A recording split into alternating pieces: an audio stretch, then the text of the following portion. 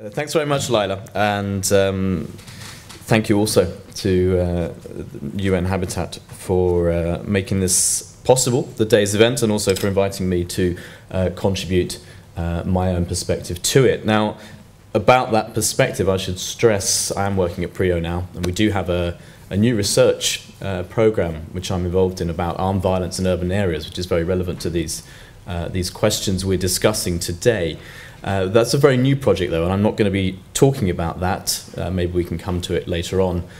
So I won't, therefore, be presenting the sort of data and evidence that sometimes people look to academics to provide. I'm afraid, as an alternative to that, as a sort of intellectual stuntman job, I'm going to be instead providing a way of thinking about the problem of the militarization of cities and armed violence in cities, to try to encourage us to think more productively and, I would say, also more progressively about third world cities, or poor country cities in particular, in the manner in which ISA has just really, I think, very clearly set out. I share a very similar vision of the urban, as we've just been hearing. What I want to do, however, is rather than reiterating those comments and reiterating that vision, try to give you a sense of what other competing visions there are out there that may prevent us from realizing it. So let me begin, first of all, by setting out very simply and perhaps very starkly three common, relatively easy characterized and widely popular, but I think also largely false explanations for why cities in the global south, and I'll use that phrase, in particular are becoming the new battlefields. These explanations do not simply describe the growing militarization of cities, they in many ways, I think, justify Western contributions in particular to it. The three explanations each share a dystopic vision that camouflages an underlying Orientalist vision of civil society and civil behavior, a sense of the norm that Western society presents. And they each combine that normative vision with a different geographical variable. So here comes my geographical part. The three variables in question are demography, regional culture, and sovereignty, or failed sovereignty rather.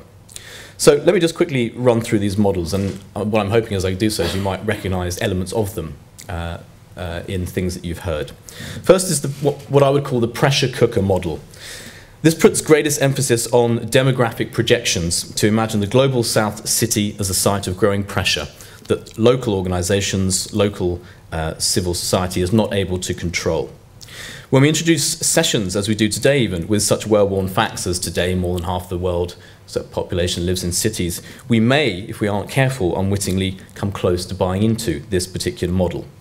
It presents Western military intervention in global South cities as perhaps ideally to be avoided, but at some point perhaps also ultimately inevitable if we are to mop up these inherent problems. The second model is what I would call the regional culture model. This model puts most emphasis upon the supposed cultural traits of non-Western people to present their cities as inherently dangerous because they are, in various different ways, resistant to Western rationalism or notions of order. It's most apparent in media and popular culture, perhaps, and is well exemplified by the writer Robert Kaplan, an influential writer in America in particular, who is famous for promoting the idea of what he calls the new barbarism. Here he is, for example, in his influential book, The Coming Anarchy, writing of the supposedly feral youth cultures, and we've just been hearing how important they are, of the African city. Each time I went to the Abidjan bus terminal, he writes, of a visit to the Ivory Coast, groups of young men with restless, scanning eyes surrounded my taxi, putting their hands all over the windows, demanding tips for carrying my luggage, even though I only had a rucksack. In cities in 6 West African countries, I saw similar young men everywhere, hordes of them. They were like loose molecules in a very unstable social fluid, a fluid that was clearly on the verge of igniting. In light of such culturally derived instability, as Kaplan would have us see it, this approach presents Western military intervention in global South cities as a necessary and urgent counterpart this time to wider civilizing and ordering projects. So that's the second model. And the third model is what I would call the failed sovereignty model. This is an urban version of the failed states idea that I'm sure you will have heard about. It reads cities as anarchic hubs within states that are themselves lacking in clear governance structures. Cities as the fiefdom of criminal networks and so on. It often sits alongside a quasi-developmentalism, and it calls forth technical and institutional reform as a response. But as with the regional culture model we've just mentioned, it sees military intervention in cities, and perhaps often humanitarian intervention too, as a necessary adjunct. In so doing, it reduces the many billions of urban dwellers into little more than a pool of potential criminals and terrorists, something we see in the rhetoric in many Latin American cities in particular. So my argument then is that we should reject the pressure cooker model, the regional culture model, and the failed sovereignty model. But without these three models, or at least without falling into the trap of their explanatory power, how do we then understand how we've gotten to the point where non-Western cities are indeed becoming increasingly militarized sites? Because I do not dispute that fact. What I want to do then, to present rather a different way of thinking about this, is to group a rather different set of answers to those I've just spoken around under three different headings, all of which are in effect a step back from some of the issues we've been talking about. I'm sure later on we might step further to the front lines and talk about actual concrete examples like Syria, but I wanted my talk to try to set out the background. And I'll do so under three headings: history, geography, and the relationship between violence and security.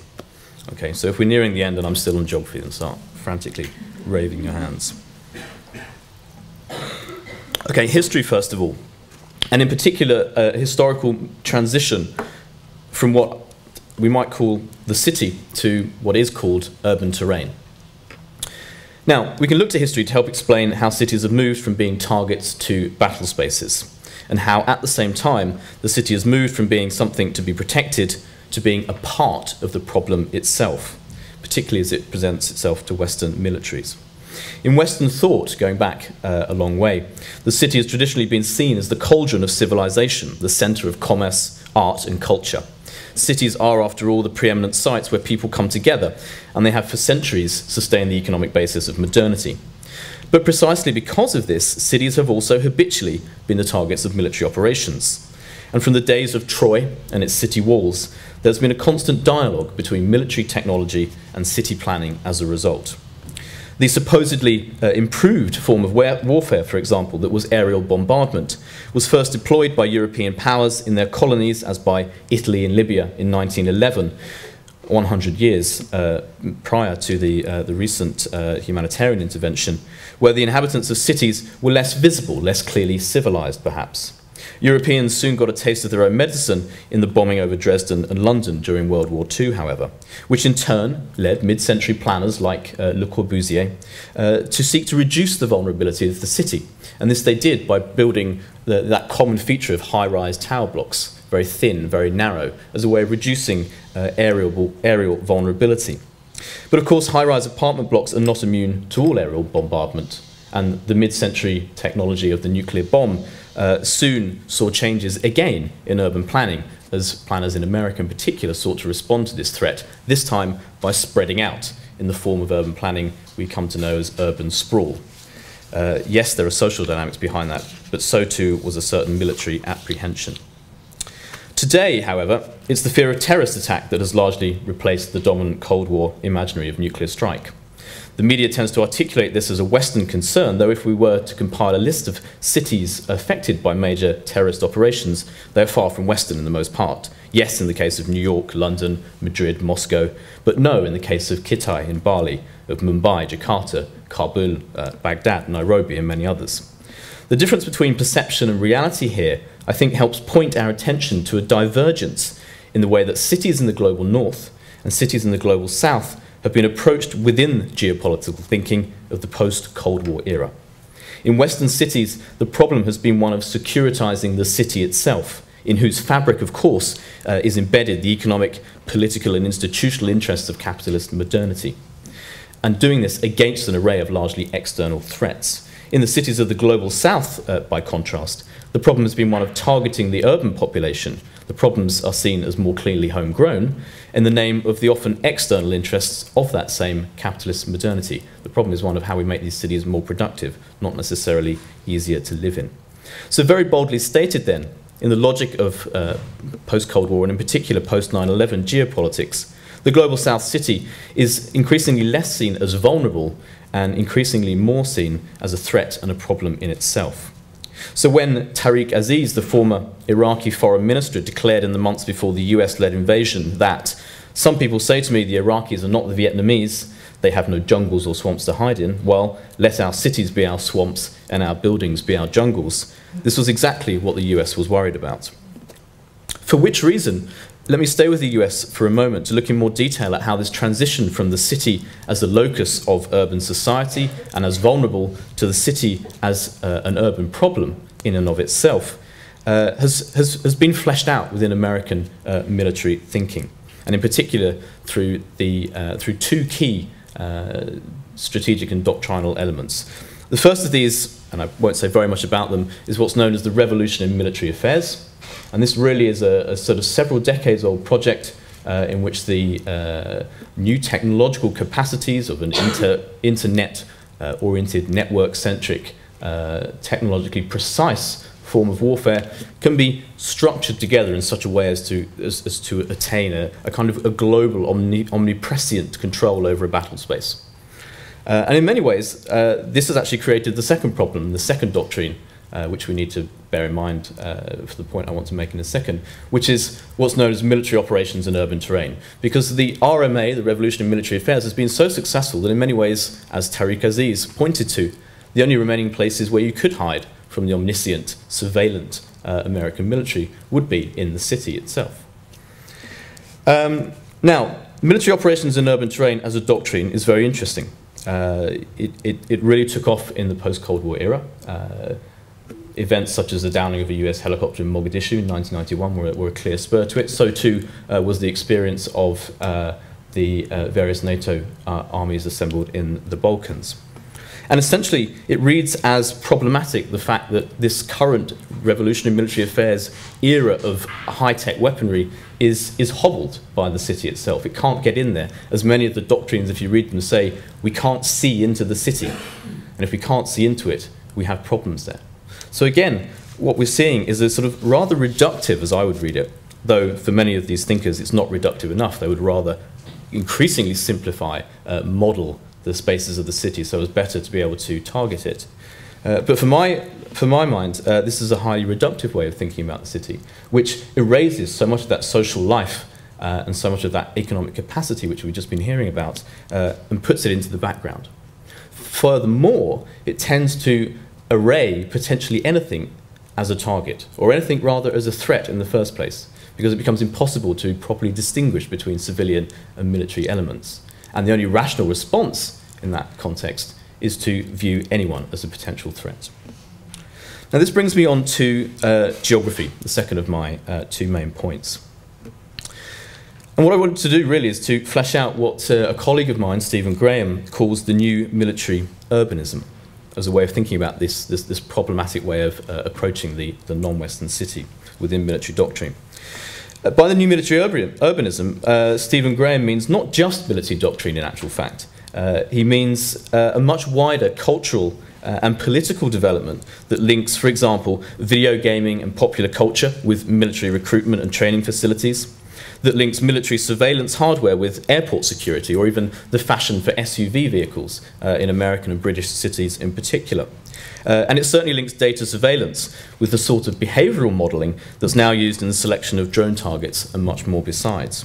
So it's something that we see in Western cities all the time, as in London, where, for example, a traffic congestion system and the cameras assembled for that have segued into use to support the Ring of Steel, the sort of the barrier around the city of London, again, the sort of core financial heartland of the city.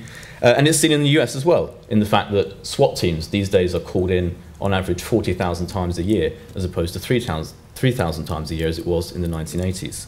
So we see this new military urbanism in the West. But I want to focus on the way in which it plays out in the cities of the global South, where I think, if anything, it's more acute.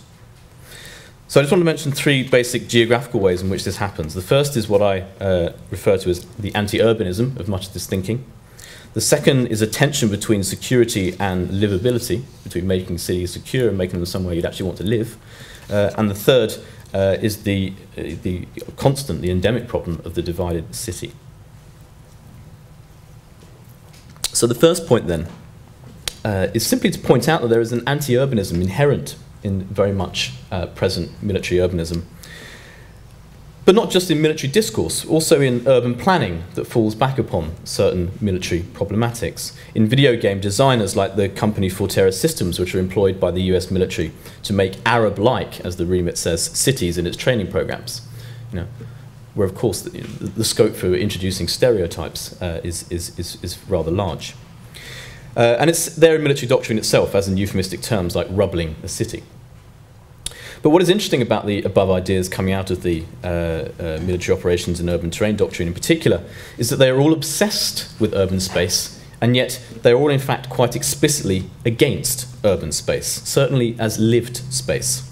They're not interested so much in the social capacity of cities, the cultural and creative vibrancy of the market, or the gender relationships that different forms of domestic architecture can sustain. They're interested in visibility and threat, as we've seen, which leads to an uncaring way of approaching the city, and one that the mainstream media frequently pick up on and contribute to.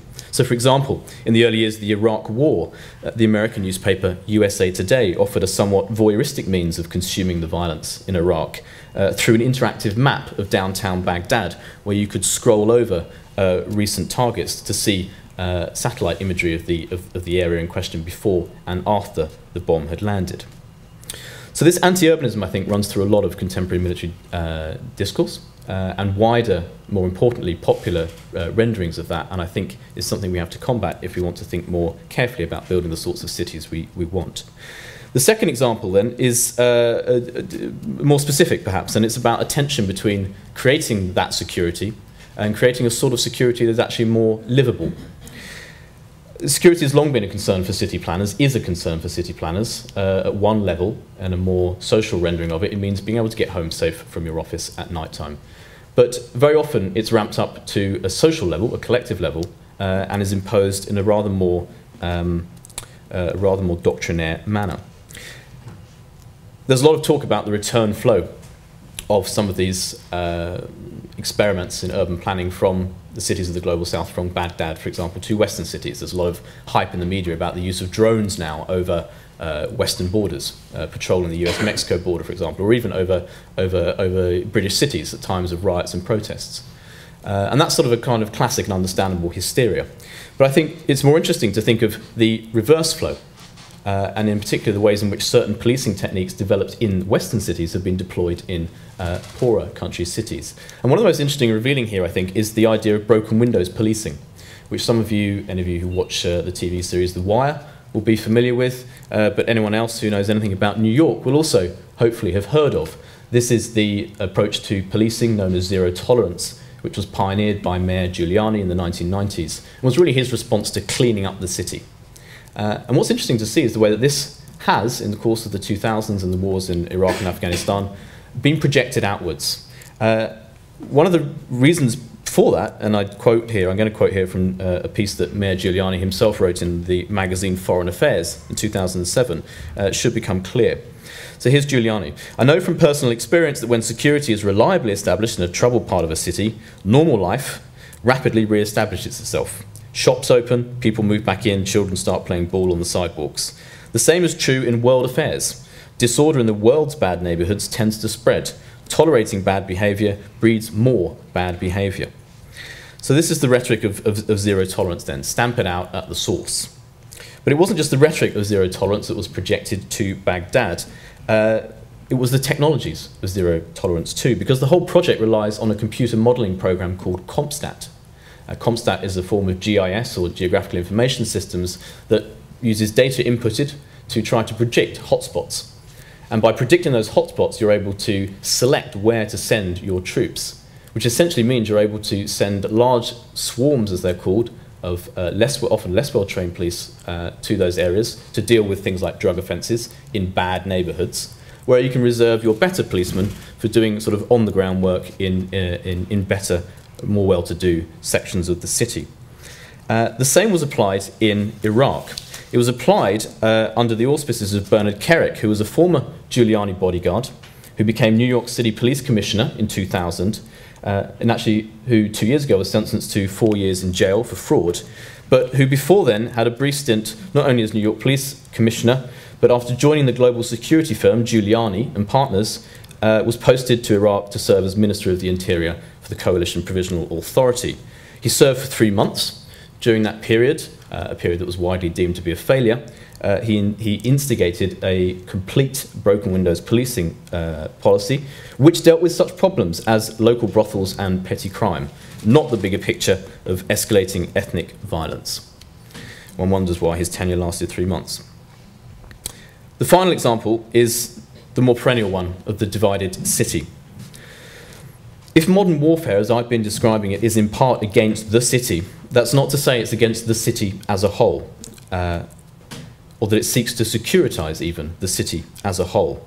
In Iraq, from the shock and awe that leveled some parts of the city, but which was watched from the hotels just a few blocks away where journalists had been assembled prior to the attack, to the laying over of that divided city, the geographical structure of what would become the green zone of a protected international part of the city and a red zone beyond that, which was left to the dogs. Baghdad was, from the earliest stages of the war, restructured into parts that would be protected and parts that would not. There are echoes of this, not just in Baghdad and cities experienced direct military occupation or engagement, in many other settings too, and this is part really of the work that I'm doing at PRIA where this comes in. There are echoes certainly in Latin America, where municipal attempts to build around many of the slums by constructing mega highways between the airport, the business district, the beach and so on, bypassing the slums as you go, in effect reinforces a geographical distinction between those whose lives are acknowledged and those whose lives are not. And it raises an important pair of questions, namely, and we're talking about this militarization of cities, when we're talking about urban violence, what counts as violence, first of all, and whose violence gets to count?